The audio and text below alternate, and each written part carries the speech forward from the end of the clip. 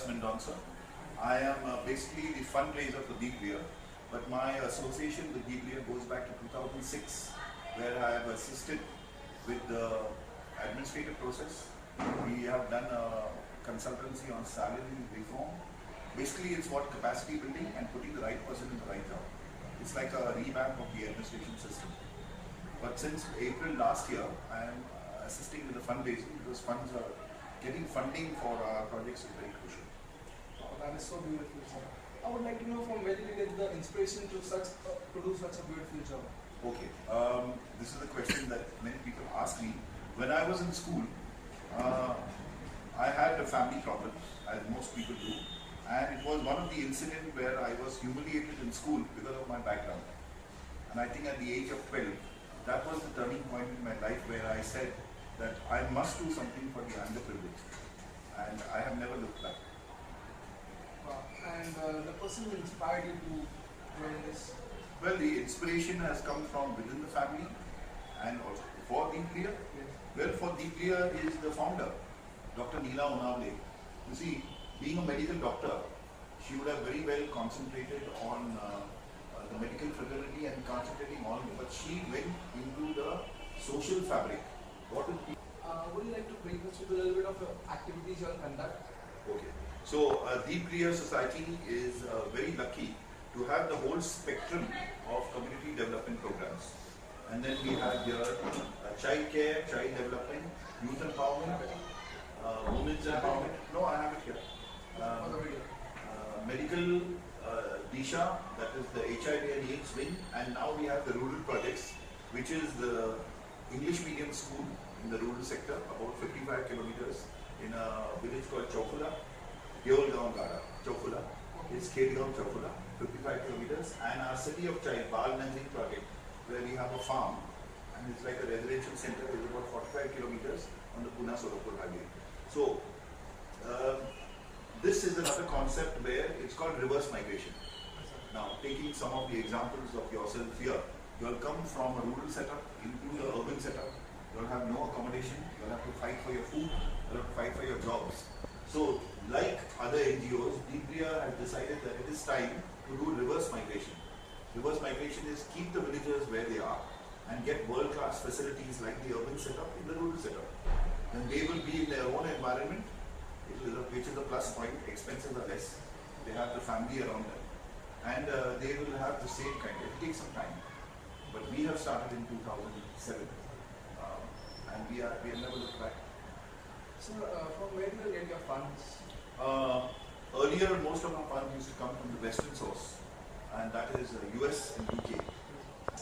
So now, in the recent years, as a fundraiser, you must be aware that the Indian government has made it mandatory by way of bill to give 2% of their profit after tax to CSR, corporate social responsibility. So that means you have to give to the NGOs. Now, it's not so easy because the companies don't just want to give the money. They will come and see. I never have a problem with Deep Clear for the simple reason that we are at grassroots level. So would you like to please give us a small detail of the schedules you have? We start at 9 in most of the branches, and it runs right through until 5:30. But as you have seen in the building today, there is always something happening. We always have visitors. We are trying, now as you asked me about the donations, we get lots of donations in kind. We are trying to see donations in kind don't really help our projects, because for all these, you see, our vision and mission is empowerment of the marginalized through capacity building and sustainable rural and development programs. So if I don't have program for my money, there is a feel-good factor that we are doing something. But suppose I have no money for nutrition, I can't send them away hungry. I have to take it away from somewhere. So getting funds to run our programs is always a challenge, and not only for us, any NGO. So the NGOs are now attending NGO meetings just to say, how do we keep ourselves alive in this business? You're doing a great job. People will pat you on the back. But are you doing it effectively is depending on how much money you have. So our programs run Monday to Saturday. We have the second and fourth Saturday off. We have about 8 block closures in the day, that is in summer, holidays so that the people can be with their children, the summer holidays. Then we have 8 days for Diwali because most of our staff is Hindu. And then we have about 8 days for Christmas because this is a Christian organization. And generally our Western world is closed. You know, Christmas to New Year. So we coincide with that. And during the holidays, it is not, it is time spent well because we have capacity building programs for the staff during those. The staff are free, especially during summer. So we don't waste the time.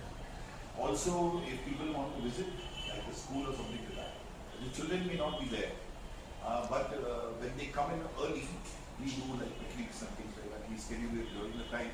So that they have the interaction with the beneficiaries. Interaction with the beneficiaries is the best way to assess whether we are doing a good job. We have 125 staff approximately. Out of them about 75 are permanent. These are the ones who joined Dr. Neela in the initial years. And now when you're talking about Provident Fund, gratuity payments, and you know, it is not only the salary, it is also the other benefits. We have to take contract staff. So 75%, 75 staff are permanent, and we are about 125, 130 people. Beneficiaries, I told you, are 1 lakh. Direct beneficiaries, the number is growing. The more projects we have, the more we diversify, the more the beneficiaries. Man was not meant to be lonely. So now I'll ask one of you a question. You tell me, कितने degree दोस्त है? एक ही है? Good. Some people say एक भी नहीं है. That is dangerous. You have to have at least one. 2 is great, but 10 is brilliant. Of course, 50 is ridiculous. Because you know, degree means somebody who can give a life for you. And if you see somebody who is depressed and lonely, you have to reach out to them and say, "Chalo, let's go for a movie, a cup of chai." You pull him out of his depression, and you make a difference. If you type in Google connecting, that is exactly what they do. They reach out to people who are lost and depressed. Because it is just that one, it is like that movie, Three Idiots. It is that 1 second that somebody said when we work that saved you from killing yourself. So in this underprivileged world, it is like that. You reach out to somebody and you will never know what difference you made at the right time. Right?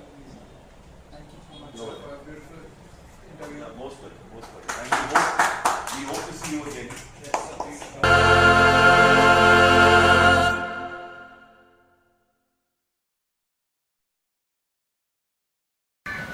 आज आपल्या देशातली जवळजवळ 25% लोकसंख्या नागरी आहे असं आपण विषय urban population. प्रत्यक्षामध्ये ही सगळी पॉप्युलेशन किती टक्के आहे एकूण आपल्या लोकसंख्येच्या? म्हणजे अगदी स्लम्स वगैरे सुद्धा धरून अर्बन पॉप्युलेशन आज फक्त 25%. 75% ग्रामीण. आणि ग्रामीण परिस्थितीमध्ये ज्या उदाहरणार्थ हाऊसिंगच्या गरजा, या हाऊसिंगच्या गरजांच्या दृष्टीने जे ग्रामीण परिसरातले प्रॉब्लेम्स आहेत आपल्या देशामध्ये हे प्रॅक्टिस करणार.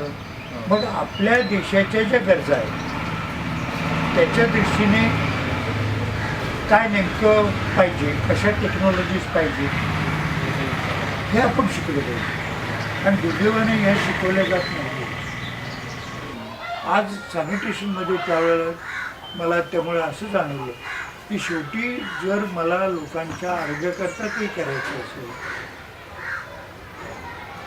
कारण औषधं आम्हाला किती लागत होती, ना एक्सरेची गरज, ना लॅबची गरज, काही कशाची गरजच नाही. ठराविक 10-12 औषधं अल्टरनेटली एकदा या डब्यात आत घालायचं, एकदा त्या डब्यात आत घालायचं, पण पेशंटला द्यायचं, अशी परिस्थिती. आणि मग त्याच्यात जाणवलं की या 8-10 औषधांच्या पलीकडे आपण जर जातच नसतो आणि त्याची कारणं जर पाणी पुरवठा आणि स्वच्छता हे 2 विषय असतील तर मग आपण लोकांच्या आरोग्यासाठी काम करताना या 2 बाबींच्याकडेच का लक्ष द्यायचं नाही. मग तिथून मी सुरुवात केली. झोपलो, सकाळी उठलो, पिकाला विचारलं, काय रे बाबा संडास कुठे? तो तिथला तिथे 2-3 वर्ष काढलेला शिपाई होता. तो आपला मुकट्यानं गेला, पाण्यानं भरलेलं तांब्या आणून दिला माझ्या हातात आणि म्हणलं साहेब रानात जायचं. आणि कधी आयुष्यात बाहेर गेलो नाही. काय की जो आपण त्याला सिम्पल ट्रेंच लॅटिन असं म्हणतो, तुम्हाला तुम्ही ऐकलेलंच नसेल. सिम्पल ट्रेंच लॅटिन चढ खाल्ला फक्त जमिनीत एक नवीनचं रुंद 1.5 फूट लांब आणि साधारणपणे 2 फूट खोल खणलेली माती तिची चिवली, औषधांची जी फुटे रिकामी होती, कुठे बिट्टे सगळे गोळा केले आणि एक आडोसा तयार केला. आणि 4थ्या दिवसापासून मी माझं संन्यास वापरायला दुसऱ्या पेटीत टाकायची, त्याच्यावर माती टाकायची. हे मी माझं स्वतःचा अनुभव आणि हे मी वापरलं काही दिवस. आणि मग पेशंट्स पाहताना मला जाणवायला लागलं की अरे जर ह्या लोकांच्या आरोग्याकरता खरंच काही करायचं असेल तर गोळ्याने इंजेक्शन देणं हा उपाय नाही, तर त्यांच्याकरता ह्या स्वच्छतेच्या सोयी निर्माण करणं आणि पाणी पुरवठा सुधारणं, हे 2 गोष्टी आवश्यक आहेत असं नाव आहे. आता ते वापरायचं आम्ही महाराष्ट्रामध्ये प्रयत्न करतो. पण त्या ठिकाणच्या जिल्हा परिषदेच्या इंजिनियर्सना नाही ना, ते सरफेस ड्रेनचेच मागे असतात. सरफेस ड्रेनचे डिसएडव्हान्टेजेस तुम्ही सांगून सुद्धा ऐकत नाही. इंजिनियर्सने ऐकायला पाहिजे ना, तुम्ही लोक ऐकतात हो. लोकांना आता मी ते मुद्दे करतो, आता मी लोकांनाच चितवतो की आता त्या इंजिनियर्सना तुम्ही आग्रह धरा की आम्हाला हे असंच पाहिजे म्हणून. काय करणार दुसरं? आता पहा, साधा एक शेप आहे, क्रॉस सेक्शन आहे गटाराचा. हा आपल्याला हायड्रॉलिक फ्लो चांगला मिळेल अशा पद्धतीने असलं पाहिजे. आता MJPनं जे सरफेस ड्रेन करता डिझाईन अप्रूव्ह केलं आणि जे इंजिनियर वापरतात ते डिझाईनचा क्रॉस सेक्शन रेक्टँग्युलर होतं. काय त्याच्यामध्ये की हा जो लीन पिरियड आहे, ज्यावेळेला पाणी कमी असतं त्यावेळेला ह्या पाण्यावर गाळ येणार असतो. तो गाळ त्या ड्रेनमध्ये मग कडेनं साचतो आणि बारीकशी मधनं पाण्याची धार अशी वाकडी जात असते. हाच शेप जर हाफराऊंड केला बॉटम तर काय होईल? हा गाळ साचायला तिथे वावच मिळणार. पाणी कमी असलं तरी हा गाळ पुढे सरकत राहील. म्हणजे याला सेल्फ क्लिन्सिंग वेलॉसिटी शब्द आहे. ही जी सेल्फ क्लिन्सिंग वेलॉसिटी आपल्याला मिळायला पाहिजे ती तुमच्या रेक्टँग्युलर क्रॉस सेक्शनमध्ये मिळेल का तुम्हाला? अशक्य. सिस्टीम आली तेव्हा लोकांनी याला विरोध केला होता. ते इंजिनियर्स मानायलाच तयार नाहीत.